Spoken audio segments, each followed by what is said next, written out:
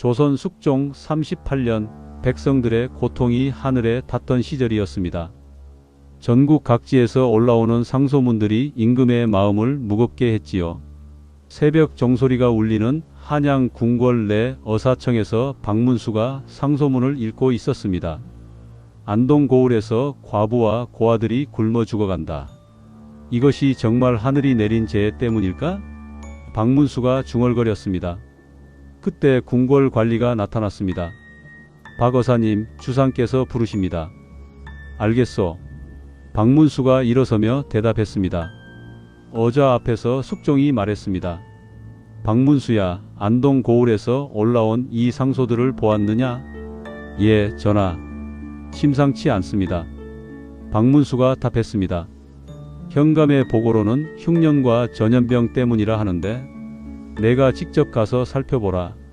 숙종이 의미심장하게 말했습니다. 박문수가 무릎 꿇으며 대답했습니다. 명을 받들겠습니다. 이번엔 특별히 조심하라. 김현감은 영의정의 사위이기도 하다. 숙종이 작은 목소리로 당부했습니다. 며칠 후 안동 고을 입구의 초라한 주막 앞에 상인 차림으로 변장한 박문수가 나타났습니다. 바람 소리가 을씨년스럽게 불어오는 가운데 박문수가 혼잣말을 했습니다. 이상하다. 흉년이라면 곡식값이 치솟아야 하는데. 장서방이 주막 주인에게 말했습니다. 여기 막걸리 한 사발. 주막 주인이 힘없는 목소리로 대답했습니다. 죄송합니다. 쌀이 떨어져서. 박문수가 놀라며 물었습니다. 쌀이 없다고? 그럼 현감 관아의 창고는? 쉿! 그런 말씀 함부로. 주막 주인이 목소리를 낮췄습니다. 그때 순이가 철수의 손을 잡고 나타났습니다. 둘 다 초췌한 모습이었지요. 순이가 철수에게 말했습니다. 철수야, 조금만 더 참아라. 어머니가 뭔가 방법을 찾을게. 엄마, 배고파. 철수가 약한 목소리로 말했습니다. 박문수가 순이에게 다가가며 물었습니다. 부인, 이게 웬일이요? 누구신지? 순이가 경계하며 대답했습니다. 장서방이 박문수에게 귓속말했습니다. 날이 저 부인이 바로 상소를 올린 분입니다. 순이의 허름한 집에서 박문수가 진심으로 물었습니다. 부인, 솔직히 말씀해 주시오. 무슨 일이 있었어? 순이가 눈물을 글썽이며 대답했습니다. 저희 남편이 현감님께 의견을 올렸다가. 어떤 의견을? 박문수가 물었습니다. 창고에 쌀이 충분한데 왜 백성들에게 나누어 주지 않느냐고. 그 후 갑자기 급병으로. 순이가 말했습니다. 그때 철수가 기침을 하며 쓰러졌습니다. 박문수가 철수를 부축하며 말했습니다. 이 아이가. 순이가 울먹이며 말했습니다.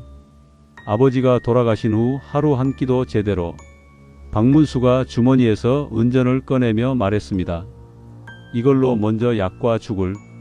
고맙지만 받을 수 없습니다. 순이가 거절했습니다. 왜요? 박문수가 물었습니다. 현감님이 말씀하시길 구걸하는 자는 권장을 맞는다고. 순이가 대답했습니다. 그날 밤 박문수와 장서방이 몰래 관아 창고 근처를 정찰했습니다. 박문수가 놀라며 말했습니다. 저게 쌀이 산더미같이 쌓여 있지 않소? 맞습니다. 날이. 백성들이 굶어 죽어가는데 저렇게. 장서방이 대답했습니다. 갑자기 관아 졸개들이 수상한 수레를 끌고 나왔습니다. 졸개 하나가 말했습니다. 오늘 밤에도 한양으로 실어 가야겠다. 다른 졸개가 대답했습니다. 현감님 말씀이 이번 달까지 다 처리하라고 하셨으니. 박문수가 장서방에게 속삭였습니다. 뭔가 크게 잘못되었어. 다음 날 한 영감의 집에서 영감이 떨리는 목소리로 물었습니다. 어사님, 정말 어사님이십니까? 박문수가 마패를 보이며 말했습니다. 한 영감, 모든 것을 말씀해 주시오. 한 영감이 무릎을 꿇으며 말했습니다. 현감이 조정에 거짓 보고를 올리고 있습니다. 어떤 거짓말을? 박문수가 물었습니다. 흉년이 들었다며 백성들이 굶어 죽는다고 하면서. 실제로는 창고의 쌀을 모두 한양 권문세가들에게 팔아넘기고 있습니다. 한 영감이 대답했습니다. 그럼 백성들은? 박문수가 분노하며 물었습니다. 정말로 굶어 죽어가고 있습니다. 순이네처럼. 한 영감이 말했습니다. 갑자기 문 밖에서 소란이 일었습니다. 졸개가 큰 소리로 외쳤습니다. 현감님 명령이다. 한 영감을 잡아오라. 박문수가 한 영감을 감싸며 말했습니다. 뭔가 잘못되었소. 현감 관하에서 김현감이 교만하게 말했습니다. 정체불명의 상인이 우리 고을을 어지럽히고 있다는데. 박문수가 겸손한 척하며 대답했습니다.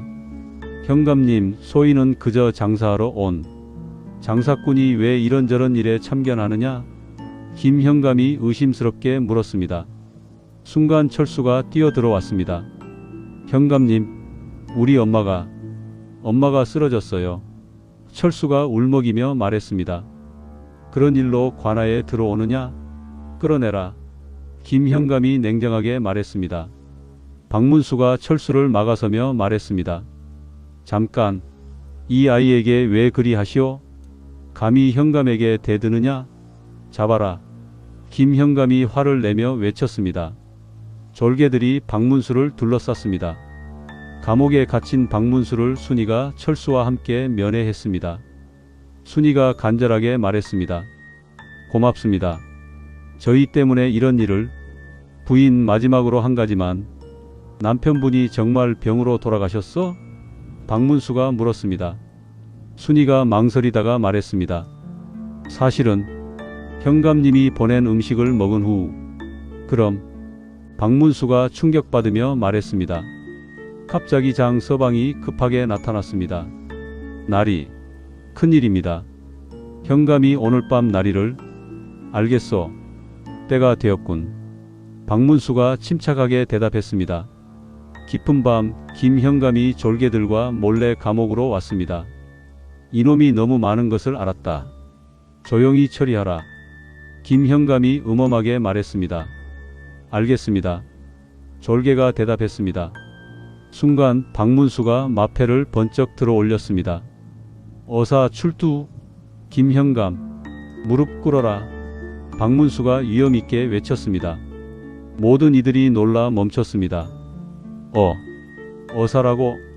김현감이 당황하며 말했습니다. 암행어사 박문수다.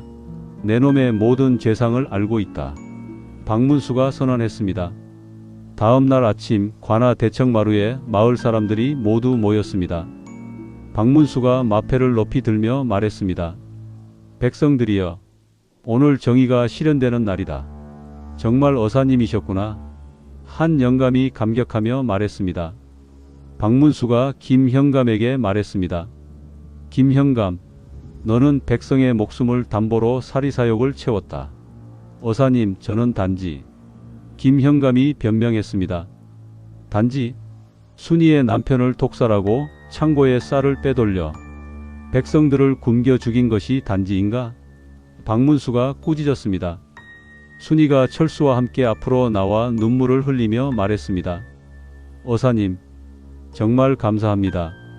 부인, 이제 걱정 마시오. 박문수가 따뜻하게 말했습니다. 창고가 열리고 쌀이 백성들에게 나누어졌습니다. 기쁨에 찬 사람들의 웃음소리가 들렸지요. 박문수가 마을 사람들에게 말했습니다. 앞으로는 새로운 현감이 와서 여러분을 잘 돌볼 것이요. 건강해진 철수가 말했습니다. 어사 아저씨, 저는 커서 어사 아저씨처럼 나쁜 사람들을 혼내줄 거예요. 박문수가 웃으며 철수의 머리를 쓰다듬으며 말했습니다. 그래, 철수야. 하지만 무엇보다 착한 마음을 잃지 마라. 순이가 절을 하며 말했습니다. 어사님의 은혜를 평생 잊지 않겠습니다. 한 영감이 감동하며 말했습니다.